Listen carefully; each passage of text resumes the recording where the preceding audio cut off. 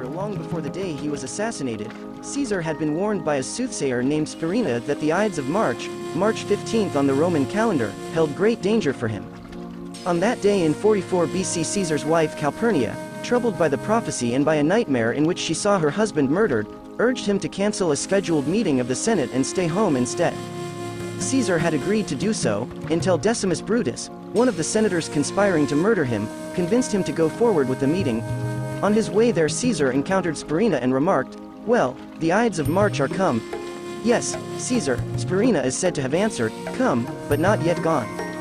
Caesar, who had been declared Rome's dictator for life the previous year, entered the Senate meeting room in the Pompey Theater at about 11:30 a.m. and took his seat, unaware that among the hundreds of senators assembled there that morning, there were about 50 who were conspiring to murder him.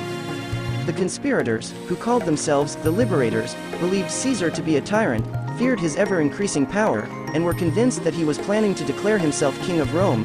For the sake of the Republic, they had resolved to assassinate him.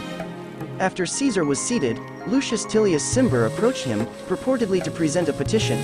When Caesar waved him away, Cimber reached out and pulled down Caesar's toga, exposing his neck. It was a prearranged signal to attack. The conspirators suddenly rushed in, drawing daggers from beneath their togas. They pounced on Caesar, who shouted in surprise, "This is violence." He rose and grabbed Casca, one of the men stabbing at him, and cried out, "Casca, you villain, what are you doing?" As the daggers of the other assassins began to find their target, those may have been his last words. The historian Suetonius reports that as Caesar was being stabbed repeatedly, he pulled his robe over his head to shield his face and fell to the floor with a groan.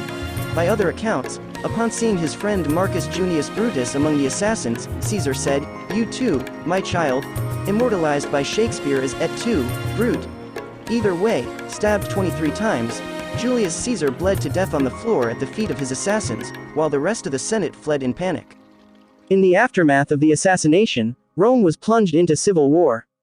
Instead of being regarded as heroes, as they had hoped and expected, the liberators were vilified, particularly by the Roman lower classes, with whom Caesar had been very popular. Within 2 years, nearly all of them were exiled or dead.